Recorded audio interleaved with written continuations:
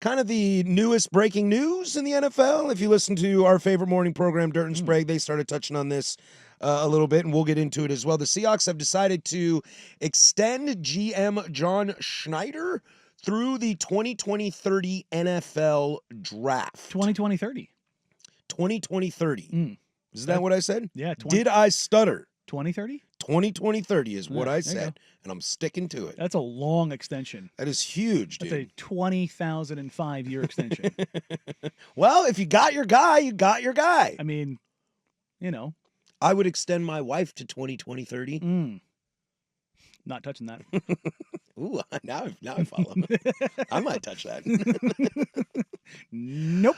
John Schneider agreed to multi-year contract extension as reported by Jay Glazer about an hour ago, maybe half hour, 45 minutes ago, something like that. Good thing those guys have the extra hour now, huh? Yeah, right. No kidding. It's paying off dividends. At a couple of these now. Look at them go. We still got Dion, though. Yeah, I know. John Schneider been the Seahawks GM since 2010. Won a Super Bowl, lost a Super Bowl. Sure. I think John Schneider has been one of the more stable GMs in the NFL. We talk about this, we'll talk about Jimmy Haslam later today, and how it's the haves and the have-nots in the NFL, of what's a stable organization and what's a non-stable organization. Now, there are better on each end and worse on each end, but I think the Seahawks for the last, 25 years, 2010, is that math? 15 years? Well, numbers and you are just doing things today. Ooh, baby. 15 years that John Schneider's been there. I would argue it is one of the more stable franchises in the NFL. Without a doubt. Wins or losses included. Yeah, no, it doesn't make any, I saw some of the texts that were left over from the morning show, and I get this, that, and the other, and it's like, but he's been successful. You've got a championship, and all of this, that was then, this is now. It's like, I understand fandom is fanaticism and all those things, and it doesn't make rational sense. Look around the NFL and find me teams that have been more successful over that 15-year period. Who are the teams of the full 15 years? I mean, I'll give the Chiefs in there. Okay. I will. Yeah, I mean, if you don't have a Super Bowl, then I guess. The Patriots kind of. Okay. Because they sort of fall off at the little bit of the end. I did 2015. I need to go since 2010. Since 2010. 15 years. Let's see here. The Niners have had good success over the last. Do you want to know the teams record-wise? Here, we'll do it this way. Take a wild guess. Where do the Seahawks rank in the 32 teams most wins since 2010? Oh, I would easily say top 5. You would be wrong by 1. Oh, really? They are 6th. Because I would think that would be the most stable. I'll throw in the Patriots in there. They are number 2. I will throw in the Chiefs in there. They are number 1. I will throw the Eagles at 3. They are 8. 8, okay. You're missing the Ravens, 3 most Bills? stable. Oh yeah, Ravens, franchises. Bills, Steelers. You got 2 of them. Ravens and Steelers. Steelers are 4. Ravens are 5. I cannot believe you have not said the number 3 team is the most stable franchise in the history of the Green NFL. Bay Packers. The Dallas Cowboys. Yeah, no. I was going to go that route, and I was like, hopefully someone beats it to Packers. me. No, it's the Green Bay Packers. Packers are number 3. They're 3 Packers quarterbacks in 40 years. Yes, they are the most stable franchise in the history of the NFL. Yeah. And Seahawks are number 6. Yeah. And it's not like there's this huge gap. The Seahawks have 147 wins. The Ravens at number 5 have 152.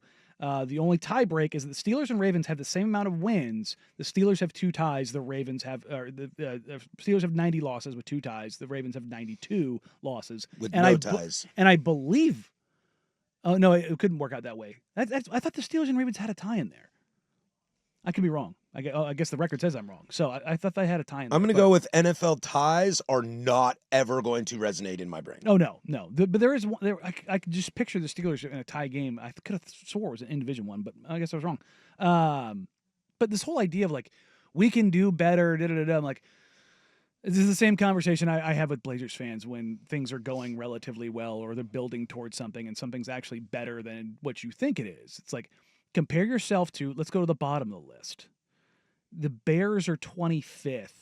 The Bucks, who have won a title, are 23rd. I was going to ask how far down the Bengals are, who have been in a Super Bowl. Yeah. Where are the Rams? The Lions are 19th. They are 10 games under. The Rams are 3 games under 500 at 17th. The Bengals are actually 15th. They're 2 games over. Oh, surprising. I just thought the pre-Joe Burrow years would be real rough. I mean, they were actually okay. Remember those Carson Palmer years were actually pretty that's good. right. Like that. But Carson Palmer's heyday and since he is in the 2000s. Well, I know, but I mean, like, 2010. he left in. Oh, you're right. 01? You're right. Yeah. He left it sooner. Yeah. So not 01, but before 2010s. But they had some like okay teams. Yeah. In that period. Who's at the very, very bottom? Go on. The Browns. There you go. Nice. I'm on fire today. That's easy. But yeah, there was no math involved. But I mean, they're ahead. The Seahawks are ahead of the Eagles, the Bills, the Vikings, the Niners, the Broncos. Like, yeah. And they've been good, and you have a title. You have another appearance. And if you hand the ball off, you might have 2. Well, I mean, Dusty and I talked about much time that how they couldn't. I agree. And they should, like, they quote unquote should have, but they couldn't. I also don't like revisionist history like that. I don't like saying, well, if you would have handed off the ball. Guys make plays, and that's what happens. But look, I get the fans who are like, because you yearn for something new, because something new gives you some kind of hope because of the unknown. Well, the known quantity of John Schneider is that he's better than most. Yeah, and I think he's done a good job of building through the draft, using the talents of your coaching staff well. I mean, there were some offensive coordinator issues there for a little bit, but also trading away your franchise's greatest player, ? Like, let's not forget, when Russell Wilson got traded to the Broncos, Seahawks fans were not jazzed about that. I think some were because they the knew vocal minority. crowd, I don't know if it was minority or majority. The vocal crowd was very, very upset. Whether that was the majority or the minority, I'm not sure. But the vocal crowd was very, very upset in that. And look how that turned out. That is a massive.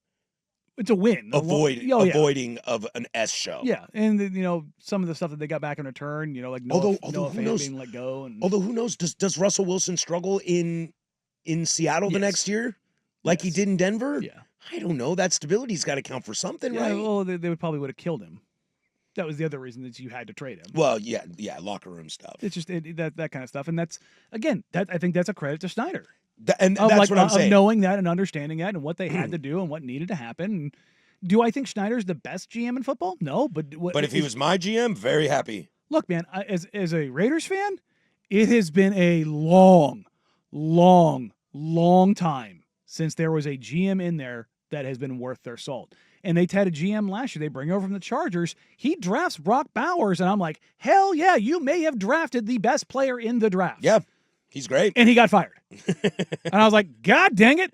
And then you come in now this year, they take Genty, and I'm like, all right, let's do something. Like, has Schneider done the best possible he could do in the draft? No. Have they been above average in like draft estimates? Yeah. Yeah. And if the draft, no matter what sport it is a crapshoot. It just is. Without a doubt. Let's take some marquee positions. Like DK Metcalf had a lot of detractors. Question marks. A lot of detractors. Remember, he can only run one route. His hands are this. That like Schneider said, "We'll take it. We'll work on it," and they worked on it. and They got it. Now he's a little bit of a loony, but most NFL players are a little bit loony. And then you throw on the layer of added looniness and wide receiverness. Kenneth Walker III, really solid draft pick right there as a running back. But have they had injuries that have knocked some guys down? Yeah, that happens. Also, the reclamation project of Geno Smith. Geno Smith has made $100 million because of John Schneider. And he's right there like a step below Baker as far as like the redemption court. Like, there was a couple years in Seattle where he was legitimately a top 10 quarterback. So, like, I get it. They're not this, they're not that, they're not great, and people get mad, and all the things that they do wrong, It's like, but it's also, look, man, as a guy who's a fan of an organization that was one of the worst organizations of the past quarter century, I would have killed for that. Yeah. Because there were multiple years where you had a chance to not only win your division, to make deep playoff runs, like, to actually matter. And not only that, you won a Super Bowl and went back to another one. And now you're sitting here, you just signed Sam Darnold. And you're talking yourself into, like, why can't they win 9 games? Yeah, why can't they make the playoffs? You know what I mean? Like, you bring in new coaching staff, and you're trying to figure things out, and you're trying to build things out last year. Seemed like your new coaching hire is a pretty solid hire. Yeah, it's like, and again, I'm not sitting here like, oh, I'm happy with mediocrity. I also don't think they're mediocrity. No, because like again, like the most successful franchises here: Chiefs, Patriots, Packers, Steelers, Ravens, Seahawks. Those are your top 6. Steelers and Ravens and Packers have had the same people running things in some form or facet, like working their way up. Coach, like the Packers, they went through McCarthy and then moved on to LaFleur. The Steelers, Tomlin, the entire time. Harbaugh, the entire time. Like, no matter who's the top, Gutekunst in Green Bay has been there for a while, and they had a GM before that was there forever. I mean, and Pete was there forever. Yes, and that's like having that stability gives you such a leg up on the S-show franchises that litter the bottom of this. The bottom 15 or bottom 17 teams. Like, yeah, the Rams were great under McVay and Stafford and F them picks. Before that, not since St. Louis. No, not good, ladies and gentlemen. The Dolphins, S-show. The Texans, after the ownership quabbles and all that kind of stuff, now they're kind of restoring some of it, but like they were a disaster. The Bucks, pre-Brady, pre-Baker, yikes, dog. Like it's not the Bears. Good God. Yeah, I think if you're a Seahawks fan, you got to be pretty happy with what's going on.